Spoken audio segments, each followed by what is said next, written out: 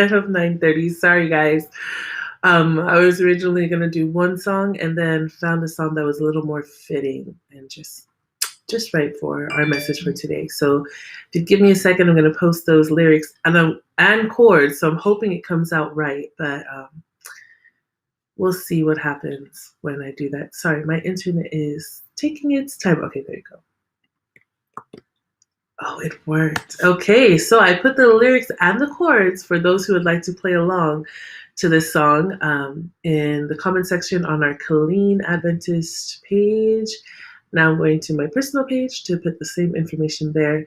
These are the lyrics to the song we're singing today and the chords. It's called Heal the Wounds, but Leave the Scar.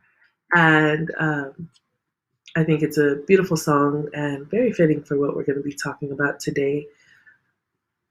All right, I think I've covered my bases here on my side.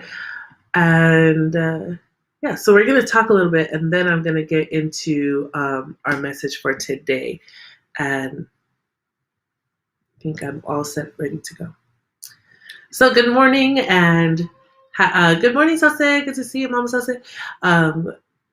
This morning, I'm going to be continuing on with our topic for the week. This week, we've been talking about, sorry, I cannot hear. Oh, good morning, Eric. Give me a second. I was trying to figure out why I couldn't hear myself, but my headphones aren't plugged in, y'all.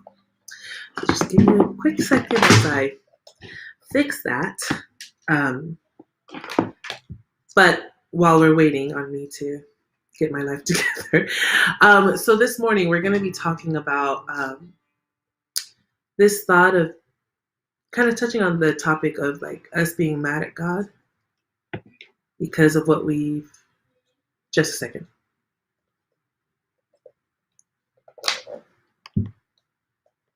Testing one. Okay, there you go. Good morning, Selena. Good to see you, girl. So once again, backtracking. What we're talking about today, and good morning, Sandra and George. George, I put the chord progression or the actual chords in the Facebook comment section, so grab your guitar. So once again, here we go. We're continuing on with our week's topic of our journey to surrender. And today we're going to kind of touch on the fact that sometimes we blame God for whatever experiences we go through in life, especially when there's hardship. We have this understanding that God is in control, but because of that understanding that he's in control, or because we know that he's in control of all things, we expect him to do everything good possible because he's a good God. That makes sense, you know? Like in our minds, we're like, okay, if you're a good God and you exist, why do we experience bad things? Or if you're a God and you exist, then shouldn't you allow the good things that we've hoped for to come to fruition? And in a perfect world, like God intended, that could have been the case where all we experienced was good, just like we read in the Bible. Good morning, Bob Jones. So like we read in the Bible when it comes to creation, we read about creation and we see that everything is good. He created man, woman, it was good. He created light, he created animals, whatever it was that he was creating, he would reflect on it and say it is good. And if that was the case, then all they had to experience was good. So yes, when God's in control and we allow him to be in control, we can experience good things all the time. But unfortunately, we have to wait for that experience, for when he comes back to take us home. And right now, we experience the effects of sin. But sometimes we get caught up in thinking that those good things or our experience with Christ, that is what, okay, let me get my words together. Sometimes we expect heaven's experience to be lived here on earth where it is sinful. And we expect to be able to go through life untouched or completely happy because God is good. And the reality is God is still good. God is in control, but we live in a world of sin. And because we live in a world of sin, we have these experiences where we feel hurt, we feel pain, we experience death, we experience loss, we experience mental health anxieties, whatever it may be. We have all those kinds of experiences on this side here on earth because of the sin we've allowed in. And when we experience sin, or when we experience loss, or when we experience these things, hardship, there's a tendency we have, or some may have, to question God, his existence, his goodness, um, his ability to really control, whether or not he's bigger than the devil or bigger than my situation. And he gets the hit, or he takes the hit for a lot of that. And today we're going to touch on that just a little bit. And we'll be looking in the book of Job. Whenever I think of hardship and trial, the first name that comes to mind is Job. And so we're going to go there today. And I want you to turn there as we sing our song this morning. We're going to sing one song. We're going to be in Job chapter 1. So if you want to go ahead and turn there, I'll share this song with y'all, and then we'll move on. This song is a song called Heal the Wound and Leave the Scar. Heal the wound, but leave the scar. And you'll hear from the lyrics what it's touching on. And I absolutely love this song. But I heard this song sung by the Martins in concert when we had our concert here as a fundraiser for our church school, Kaja. By the way, if you live in the Killeen area and you have children who are in 11th grade and under, we have an amazing school who is doing fantastic even during this pandemic, as far as, no health issues rising up in the school. If you're looking for a school, hit me up, because it's an amazing school and my daughter goes there. So side commercial, but we were having a fundraiser for our school, and the Martins, whom I love them, came and they sang this song. And the oldest of the siblings told a testimony. And I had no idea. We see these people on TV, and sometimes we think they're kind of, they sing for the Lord. They've been on Gaither homecoming videos. We've always known them as gospel artists, and we might put them in a place where it's hard to believe that they've experienced such pain and had strayed from God, because we're so used to seeing them, present music and represent Him and give Him praise through their gifts that He's given them. Well, the oldest got up and told her testimony, and man, what an amazing concert, period. But her testimony was about how she went astray, and she had, experienced some hardship in life, and she went down the wrong path. And this is after she had already been married and had children. She had experienced a divorce. And after that divorce, she kind of just lost herself for a bit. Went astray, did her own thing, things that she's not proud of. And then she eventually comes back to the group, to singing, and shared her testimony at a concert. Not the one that I was at, but she shared a testimony at a concert.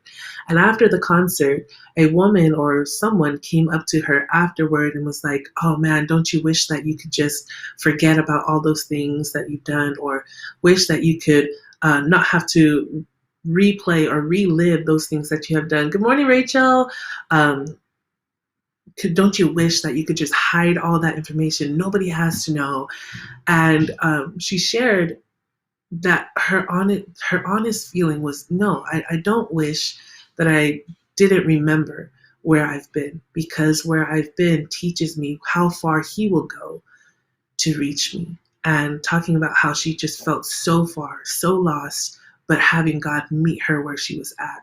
And that experience being so powerful. And her prayer was that, she wouldn't forget where God had brought her from, but He would allow her to heal, but leave the scar, as in leave me with the reminder that you're willing to go that far for me. So that's what this song was about. She sung this song afterward. And I want to leave this song with you as well, as a prayer from us to God, especially talking about the topic we're talking about today, that we will not be afraid to have scars from life, but that we would use them as reminders of where God has brought us from and what He has done for us in our lives. Okay, so let's go ahead and sing this song. And then we're going to the book of Job. So if you want to turn there, Job chapter 1.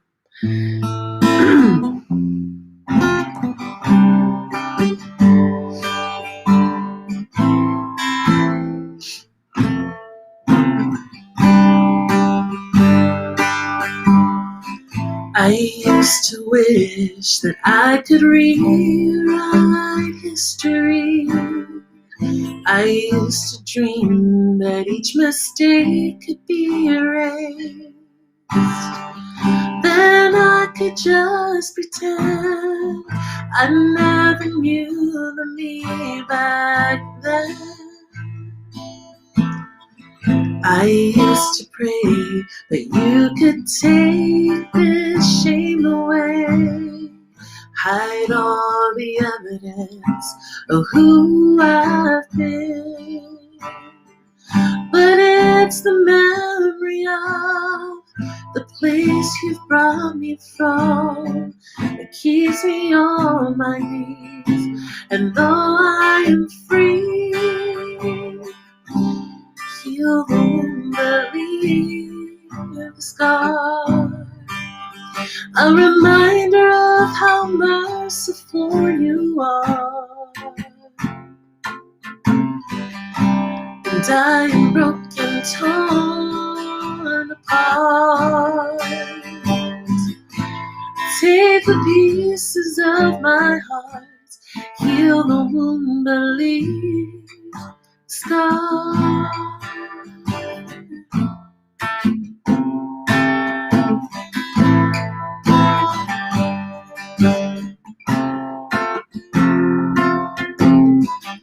I have not lived a life that boasts of anything. I don't take pride in what I bring, but I'll build an altar with the rubble you found me in, and every stone will sing of what you've redeemed. Heal the wound, believe the scar. A reminder of how merciful you are. 'Cause I am broken, torn apart. Take the pieces of this heart, heal the wound, believe the scar.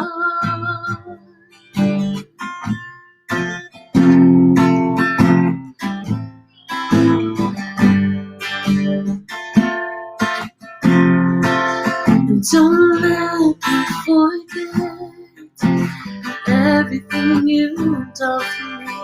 Don't let me forget the beauty and the suffering. Don't let me forget everything you've done for me. Don't let me forget the beauty and the suffering. So heal the wound, believe the scar. A reminder of how merciful you are. Yes, I am broken, torn apart. Take the pieces of this heart, heal the wound, believe the scar. Heal the wound, believe the scar.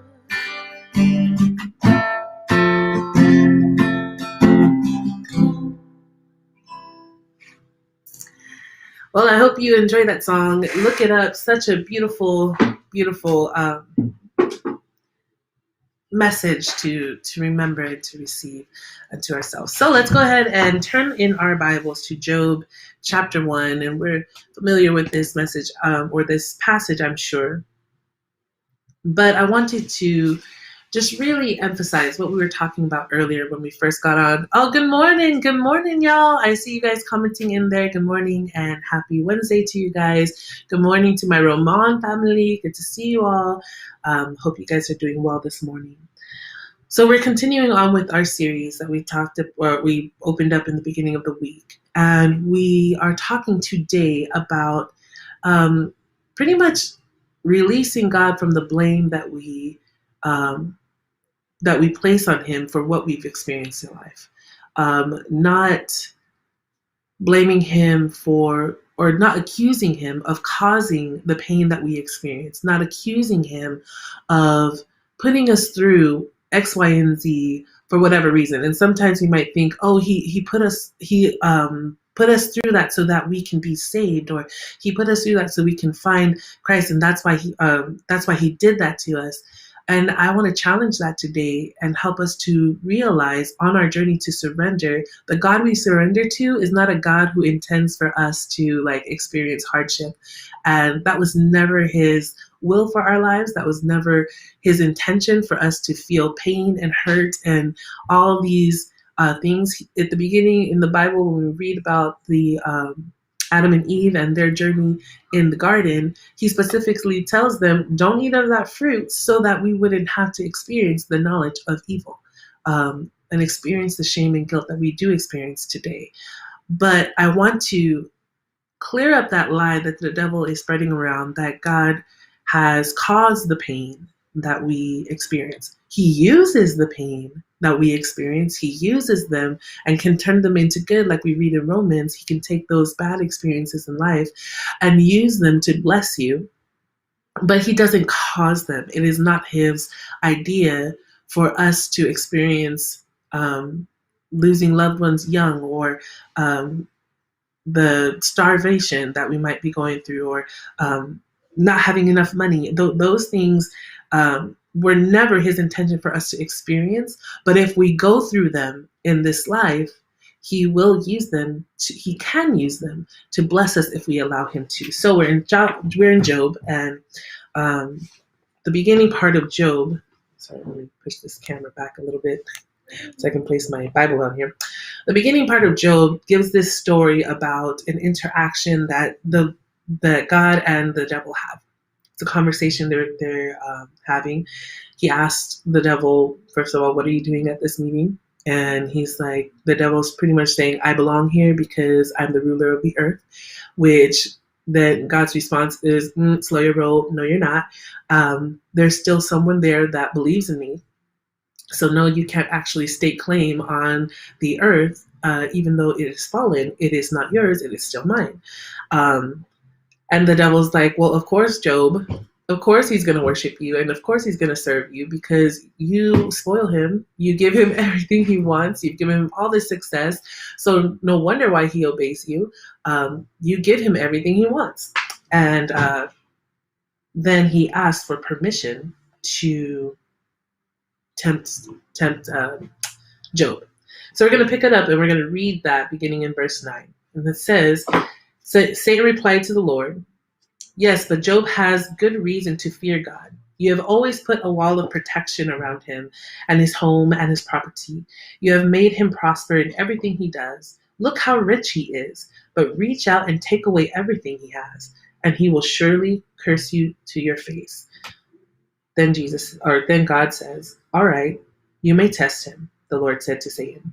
Do whatever you want with everything he possesses, but don't harm him physically. So Satan left the presence of God. So, just real quick, Satan tries to accuse God of playing favorites, and also accuses Job of only being faithful because of what he has and what God can do for him, not because he actually loves the Lord and is faithful to him. He's just trying to keep his source of income, or his source of whatever it is, the riches of this world. And because of the accusation, he paints God to be a God that has a favorite down there, and that person is spoiled, and that's why he stays close to God. So then he says, if you let me go and, tempt him, he will fall. And then God permits him to go forth and tempt him, but don't kill him. God gives him permission, but God does not sit there and tell him, okay, Satan, you want to tempt Job? Here's what you're going to do. You're going to kill all 10 of his children, go take all his cattle, and go and take all his money, do all of that. I need you to go do X, Y, and Z. Oh, wait. But leave one person to come back and tell him about it. Okay, this is the plan. Go and do that. Had God done that, had God given him that instruction to go forth and do these specific things to Job, then yes, he would have caused Job's pain. He would have been the one who conjured up this plan to tempt Job. God did not create the plan or cause him to experience pain. He permitted it. And some might think, man, that's crazy. But why didn't he just tell the devil not to go and touch him? Why didn't he just tell the devil that he was wrong? Remember, we are in a battle of good and evil, and there are many, angels included, and the universe is included, who are trying to decide if the devil's lying or if God is lying. And they're trying to decide which ruler is fit for ruling their lives. So let's not lose sight of the great controversy and also who it is that is in attendance at this meeting. This meeting is a meeting that God has. It's not just a conversation between God and the devil. So he permits it because if he doesn't, then the devil is right. Right? If he's like, no, actually don't touch Job, then the devil could be like, see that protection I'm talking about, see, that is why I'm trying to say he doesn't really follow you, yada yada. He could have really accused God of being who it was that he said he was, who it was that the devil was accusing him to be. And if that was true, then everything else should be true about what he's lying about. So maybe he is a vindictive God. Maybe he is a God who just zaps everybody when they don't follow his rules and spoils everybody else that follows him. Maybe he is that kind of God. But to eliminate those questions, God has to allow him to prove God, prove that God is right about what he says. So then we know he goes forth, takes his riches, takes his servants, takes his children. Have mercy. I cannot imagine the pain that Job had gone through in losing his family, period. That would have been enough, but to lose everything. He lost everything except for the wife. Who, anyway, so we're going to keep on going. And then, sorry, I don't know where that phone is ringing from. Sorry, guys. Oh. Sorry, y'all. I was getting a phone call. Anyway, let's pick it up once again. So Job experiences all these things, and verse 20 tells us about how he responded. It says, Job 20 and 21, Job stood up and tore his robe in grief. Then he shaved his head and fell to the ground to worship. He said, I came naked from my mother's womb, and I will be naked when I leave. The Lord gave what I had, and the Lord has taken it away. Praise the name of the Lord. And here we see, indeed, that God was right?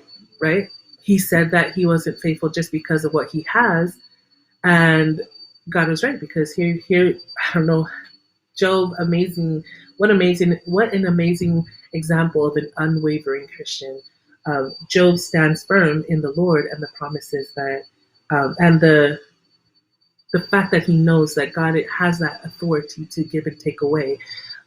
He claims that and gives him worship and praise. So then the devil's like, wait a minute. That's true. Okay, he didn't curse you. He didn't turn on you because of the hardship that he experienced, which was, wow, I can't even imagine. Then he's like, well, but, if I were to be able to like touch his body though, if I was to be able to go and hit him with something physically, then it would be different because, he might not be able to handle that. And we see that in verse 14. Chapter 2, verse 4. Chapter 2, verse 4. Satan replied to the Lord, skin for skin, a man will give up everything he has to save his life, but reach out and take away his health, and he will surely curse you to your face. Then verse 6, all right, do with him as you please, the Lord said to Satan, but spare his life. Satan left, and he struck Job with the terrible boils from head to foot. And I want you to just see that. It says, all right, go ahead and do what you please. This is the Lord to the devil. The Lord tells him, do what you please. Not what I will or what I please, but what he please. Do what it is that you see fit to do. And then he goes out and he strikes him with the boils. And today the emphasis I want to give is just that God didn't send him on his way to go and give him boils. Instead, he said, do what it is that you want to do. Do what you want to do and what you see you need to do. But Job will stay faithful. In this story, the part that I want to emphasize today is it is clear that our experience in life, although Father filtered, the experiences that we have in life are conjured up by the devil. So the negative or the experience of sin, hurt, pain, all of that is are things that the devil has placed in our path that the devil is doing to us, but God is not doing to us. But He can use those things.